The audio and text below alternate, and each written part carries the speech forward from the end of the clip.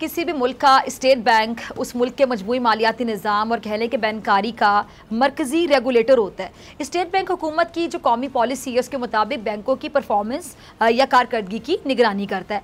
अब ये बात हकीकत है कि स्टेट बैंक को पाकिस्तान मुल्क का मरकज़ी बैंक है और पाकिस्तान के अवाम की मिल्कियत होता है। स्टेट बैंक तरमीमी एक्ट 2021 आजकल ये इशू बहुत ज़्यादा ज़ेर बहस है। अब बैनुल-अक़वामी मालियाती फ़ंड IMF की पाकिस्तान को कर्ज देने की शराइत के तहत हुकूमत स्टेट बैंक ऑफ पाकिस्तान को ज़्यादा खुद मुख्तारी देने जा रही है। अब इस सिलसिले में हुकूमत की जानिब से state bank of Pakistan act 1956 में तरामीम तजवीज़ की गई हैं, जिनके तहत स्टेट बैंक ज़्यादा खुद मुख्तार इदारा बन जाएगा और माहिरीन मईशत के मुताबिक अब मरकज़ी बैंक किसी हुकूमती इदारे को अपनी पॉलिसीज़ के लिए जवाबदेह नहीं होगा। हुकूमत के इस फैसले पर अपोजिशन जमातों ने शदीद तनकीद की है, जिनके मुताबिक ये मुल्क के लिए ख़तरनाक साबित होगा, ख़तरनाक। अब इस एक्ट से पाकिस्तान मुआशी दलदल में गिरेगा, जिसके नतीजे में मुल्क और अवाम भारी नुकसान उठाएंगे। उन लोगों का जो तनकीद कर रहे हैं, और जबकि हुकूमत के मुताबिक इस एक्ट से मुल्क की मईशत गिरेगी नहीं, नुकसान नहीं होगा, बल्कि मुल्क की मईशत परवान चढ़ेगी। अब होगा क्या, अंदर की क्या खबर है, वो हमें सदीक जान भी हमें इस बारे में बताएंगे। और जो दूसरे मेहमान है किसी तारीफ के मोहताज नहीं, माहिर माशियात मईशत पे गहरी नज़र रखते हैं, डॉक्टर फ़ारूक सलीम साहब, उनकी मौजूदगी का फ़ायदा उठाते हुए जानने की कोशिश करेंगे कि हुकूमत का मौक़िफ़ दुरुस्त है या फिर तनकीद करने वाले सही कह रहे हैं कि हमें नुकसान होगा और ये मईशत गिरेगी, या फिर हुकूमत सही कहती है कि मईशत का फ़ायदा होगा, मईशत परवान चढ़ेगी। तो डॉक्टर साहब, आपकी तरफ आना चाहूँगी। स्टेट बैंक की जो खुद मुख्तारी उसके हवाले से हुकूमत जो करने जा रही है, इस पे अब आपको पता है कि कई लोग तनकीद कर रहे हैं, नाक़िदीन कहते हैं कि जिससे मुल्क का बहुत ज़्यादा नुकसान होगा, मुल्क के लिए माली मुआशी मसाइल पैदा होंगे। हुकूमत कहती है कि नहीं जी, मईशत परवान चढ़ेगी। क्या लगता है आपको? आप तो गहरी नज़र रखते हैं मईशत पर, तमाम डिसीजंस पर। पहली बात यह है कि हमें बात की रॉ में कोई फैसला नहीं करना है। आप सोचिए कि हम पिछले 70 साल से यही शोर मचाते रहते हैं कि हमारे इदारे जो हैं वो खुद मुख्तार नहीं है। अब इन तरमीम के नतीजे में एक हमारा खुद मुख्तार होने चला है। हम 70 साल से कह रहे हैं कि सियासतदान जो हैं वो हमारे इदारों में मुदाखलत करते हैं और उसकी वजह से रियासत को बहुत नुकसान पहुंचता है। अब जो तरमीम सामने आ रही हैं, जो अमेंडमेंट होने चली हैं, उसके नतीजे में सियासतदान जो हैं वो स्टेट बैंक की पॉलिसीज़ के अंदर मुदाखलत नहीं कर पाएंगे। हम 70 साल से कह रहे हैं कि हमारे इदारों में इस्लाहात चाहिए। अब जब इस्लाहात आ रही हैं, जब इस्लाह होने चला है एक इदारा, तो फिर हमें शायद वो पसंद नहीं आ रहा, या हम बिकॉज हुकूमत के साथ अपोजिशन में इस हद तक जाना है कि जो भी काम हुकूमत करे उसको अपोज करना है। तो मेरे नज़रिए में तो ऐसे है कि ये 22 करोड़ पाकिस्तानी जो हैं और जो हमारी रियासत है पाकिस्तान का, उन दोनों का फ़ायदा होगा इन अमेंडमेंट्स के बाद। आपने IMF का ब्रीफिंग किया, मैं थोड़ा सा बैकग्राउंड आपको बता दूं कि अभी जो अमेंडमेंट्स हमारे सामने आ रही हैं, इनके ऊपर 2015 से काम हो रहा है, और काम कुछ ऐसा हो रहा है कि दुनिया भर में 95 सेंट्रल बैंक्स हैं, उनके कायदो कवानीन और उनका वो जिन लॉज के तहत काम करते हैं उनको इकट्ठा किया गया था, और वो कहलाती है इंटरनेशनल बेस्ट प्रैक्टिसेस। यानी कि जो बेस्ट प्रैक्टिसेस हैं दुनिया भर में सेंट्रल बैंक के हवाले से, वो तरमीम एक्सट्रैक्ट करके अब हमारे सामने रखी गई हैं कि स्टेट बैंक को इंटरनेशनल बेस्ट प्रैक्टिस की राह पे चलाया जाए। तो इस पर कोई दूसरी ओपिनियन मेरे नज़र में ये है कि ये बिल्कुल पाकिस्तान के हक में और पाकिस्तान में जो रहने वाले हैं उनके फ़ायदे में होंगी ये तरफ। ठीक है। अच्छा सदीक, आपकी तरफ आना चाहूँगी।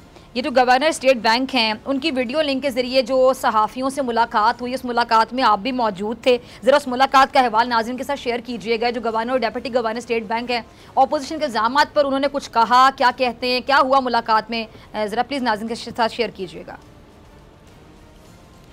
जी बिल्कुल, ये प्राइम मिनिस्टर पाकिस्तान के जो फोकल पर्सन हैं बराए digital media doctor Aslan Khalid, आज उन्होंने एक लिंक के ज़रिए जूम के ज़रिए एक सेशन रखा, जो कि गवर्नर स्टेट बैंक उसमें मौजूद थे।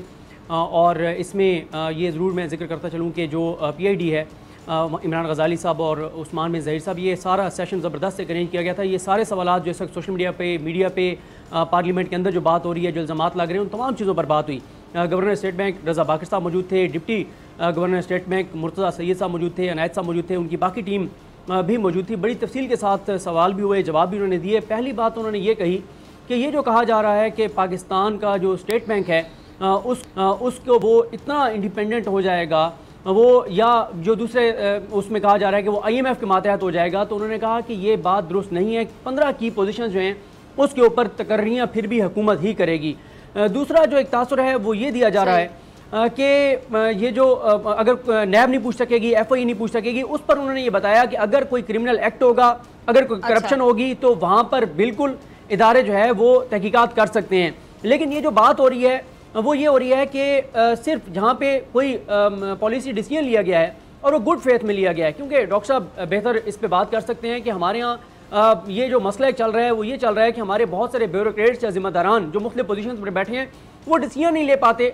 वो कहते हैं कि भाई हम अगर डिसीजन लेंगे और अगर आज हम समझ लें कि ये डिसीजन ठीक है, लेते हैं और वो बाद में गलत साबित होता है या उसके नतीजे वो नहीं आते और कल को हमारे ऊपर नैब का केस बन जाएगा, FI का केस बन जाएगा, कोई और केस बन जाएगा, तो ब्यूरोक्रेट्स और बड़ी बड़ी पोजीशन पर बैठे हुए लोग डिसीजन ही नहीं लेते। तो उन्होंने कहा कि अगर गुड फेथ में कोई डिसीजन लिया गया है और उसके ऊपर अगर कोई इल्ज़ाम है कि ये डिसीजन ठीक नहीं था, तो उसके लिए ज़रूरी होगा कि जो बोर्ड होगा स्टेट बैंक का, उस बोर्ड की मंजूरी से ही जो है वो तहकीकात की जा सकेंगी। और जिस मेंबर के ऊपर, अगर किसी मेंबर के ऊपर इल्ज़ाम होगा कि इस मेंबर का ये किरदार रहा है, तो वो मेंबर उस मीटिंग में मौजूद नहीं होगा जो डिसाइड करेगी कि इसके ऊपर तहकीकात होनी चाहिए या नहीं होनी चाहिए। और इसके अलावा उन्होंने बड़ी तफसील से बताया जो ये कहा जा रहा है कि ये चीज़ें ख़त्म कर दी गई हैं, ऐसा नहीं है। एक जैसे डॉक्टर साहब ने अपनी गुफ्तगू में कहा कि मसला ये है कि हमारे यहाँ बदकिस्मती से इतनी ज़्यादा शिद्दत आ गई है सियासत के अंदर, पार्लियामेंट के अंदर, कि हुकूमत कोई ठीक काम करती है उस पर भी जो अपोजिशन है वो साथ नहीं देती। 2 मिसालें रिसेंटली हमारे सामने, एक इस्लामाबाद हाई कोर्ट में जजेस की तादाद बढ़ानी थी, उस बिल की भी मुखालफत की अपोजिशन ने। ये सहाफ़ियों के, इलेक्ट्रॉनिक मीडिया के जो रिपोर्टर्स हैं, जो मीडिया वर्कर्स हैं, उनके हकूक़ के ऊपर एक बिल आ रहा था, उसकी भी अपोजिशन ने मुखालफत की। इस तरह कई FATF के मामला हों, यहाँ तक कि हमारा तो कश्मीर के ऊपर जो जॉइंट सेशन था वो भी सियासत की नज़र हो गया, वो भी जो है वो दंगा फसाद और इन चीज़ों की नज़र हो गया। तो ये बदकिस्मती है। लेकिन आज उन्होंने तमाम चीज़ों के जवाब दिए और ये मामला अभी पार्लियामेंट में जाना है, कमेटीज़ में जाना है। अगर उन्होंने ये भी कहा कि अगर एक तरमीम हो जाती है और बाद में ये लगता है कि यार ये तरमीम दुरुस्त नहीं, इसके वो नताइज है जो हम लेना चाहते थे और इसके कोई मंफी असरात आ रहे हैं, तो दोबारा तरमीम हो सकती है। नवाज शरीफ साहब के पहले दौर में तरमीम हुई, दूसरे दौर में तरमीम हुई, 2012 में स्टेट बैंक के कवानीन में तब्दीली हुई, 2015 में हुई, अब 2021 में हो रही है। अगर तरमीम दुरुस्त साबित नहीं होती तो दोबारा इसको बदला भी जा सकता है। ऐसा नहीं है कि एक बार तरमीम हो जाएगी तो वो फिर उसको आप बदल नहीं सकते। तो काफ़ी उन्होंने जो है वो ऐसे जवाब दिए जिससे ये पता चला कि इस मामले पर पॉइंट स्कोरिंग ज़्यादा हो रही है, सियासत ज़्यादा हो रही है और फैक्ट्स के ऊपर दुरुस्त अंदाज में बात नहीं हो रही। ठीक है, दुरुस्त अंदाज में बात नहीं हो रही है। ठीक है डॉक्टर साहब, आपकी तरफ आना चाहूँगी। सर ये भी जानना चाहते हैं जो दीगर ममालिक है वहाँ पे भी क्या जो स्टेट बैंक है वो आज़ाद होता है या हुकूमत के मातहत होता है? देखिए, जब हम आज़ादी और खुद मुख्तारी की बात कर रहे हैं उसको कॉन्टेक्स्ट में रखना, उसको बयान कर देना। स्टेट बैंक खुद मुख्तार होगा 3 खेल। पहला तो ये है कि शरह सूद को उसका तयन करना, ये पहली उसकी जिम्मेदारी होगी और उसमें वो खुद मुख्तार होगा। दूसरा है मनी सप्लाई के कितने नोट छापे जा सकते हैं, कितने नहीं छापे जा सकते, इस इलाके में भी स्टेट बैंक खुद मुख्तार होगा। और तीसरा इलाका होगा एक्सचेंज रेट का, कि रुपये और डॉलर का आपस में एक्सचेंज रेट क्या होगा। इससे ज़्यादा कोई खुद मुख्तारी ना किसी और सेंट्रल बैंक की होती है और ना हमारे स्टेट बैंक की होगी। अब आप सोचिए कि अगर स्टेट बैंक के गवर्नर ने, उनके डायरेक्टर्स ने ये फैसला किया है कि 7% शरह सूद नहीं होनी चाहिए, 8% होनी चाहिए। अब इस नैब वालों की क्या एक्सपर्टीज है, वो क्या तफ्तीश कर सकते हैं, वो क्या इन्वेस्टिगेशन कर सकते हैं? ये तो प्रोफेशनल्स ने मिलके एक फैसला किया कि 7% की जगह 8% सूद होना चाहिए या 7 की जगह होना चाहिए। इसमें ना तो FIA कोई रोल प्ले कर सकती है, ना नैब कोई रोल प्ले कर सकती है। अगर स्टेट बैंक ये फैसला करता है कि मनी सप्लाई के कितने नोट छपने चाहिए या कितने नोट नहीं छपने चाहिए, इसके ऊपर FIA या नैब वाले क्या कर सकते हैं? तो जैसे अभी अभी कहा गया कि अगर कोई बहुत बड़ा क्रिमिनल एक्ट हो जाता है, अगर वो किसी को गोली मार देते हैं, तो उसका मतलब ये नहीं है कि उनको वहां से भी अस्तना हो जाएगी। तो ये 3 इलाके हैं जिसमें दुनिया भर के जो सेंट्रल बैंक्स हैं उनको आज़ादी मिलती है। दुनिया का जो सबसे आज़ाद तरीन सेंट्रल बैंक है वो यूरोपियन सेंट्रल बैंक है। बेशुमार यूरोपियन ममालिक ने मुकम्मल तौर पे अपनी जो पॉलिसीज है, मॉनेटरी पॉलिसी, वो उसको दे रखी है। वो ये नहीं कहते हैं कि जी हमारी सॉवरेनिटी ज़ाया हो गई, हमारी आज़ादी खत्म हो गई, हमारे मुल्क के ऊपर हमला हो गया, बिकॉज यूरोपियन सेंट्रल बैंक बैठा है। फिर दूसरे नंबर पे फेडरल रिजर्व है अमेरिका का, वो भी बड़ा आज़ाद तरीन इदारा है। आप अंदाजा कीजिए कि अगर डोनाल्ड ट्रंप को इख्तियार दिया जाता कि वो फेडरल रिजर्व को कुछ करते तो अमेरिका की मईशत को ले डूबते।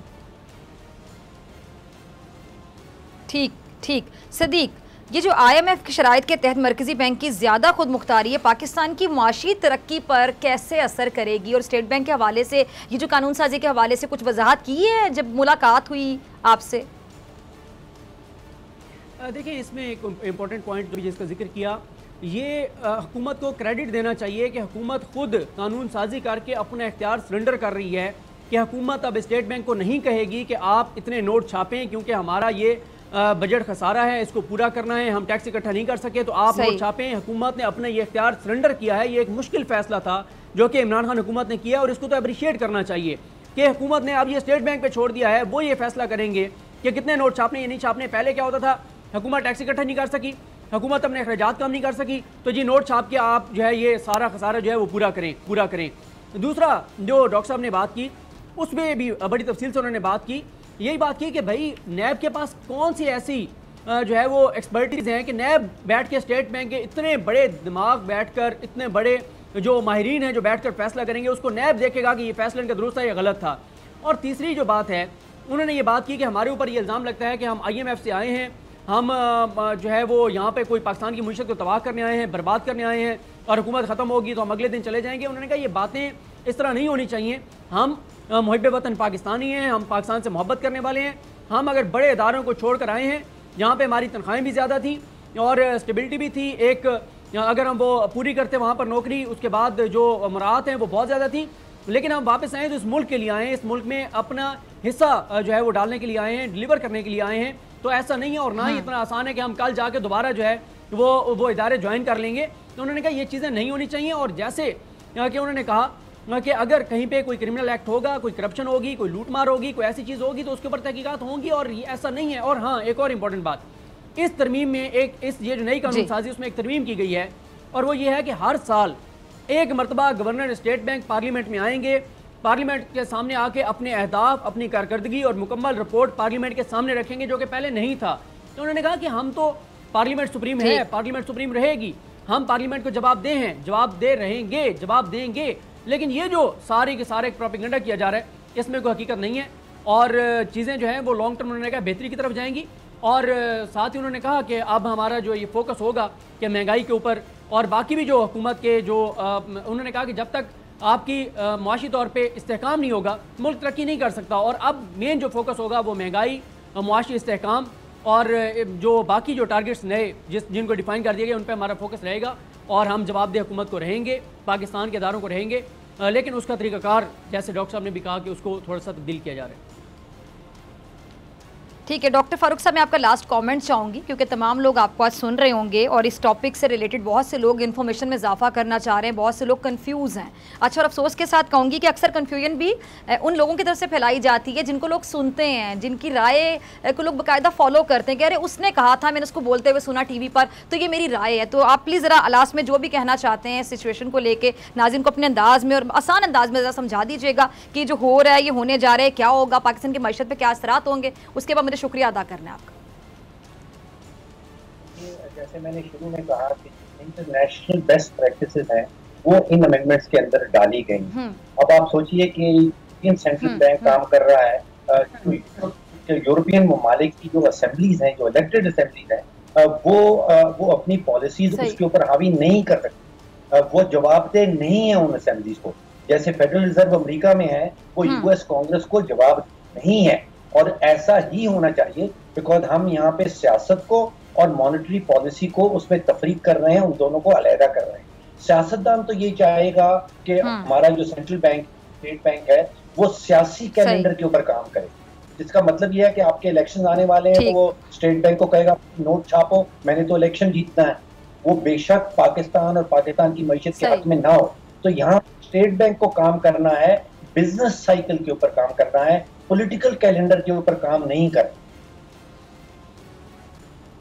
ठीक, बहुत शुक्रिया डॉक्टर साहब आपका। सब्सक्राइब करें और बेल दबाएं ताकि कोई खबर रह न जाए।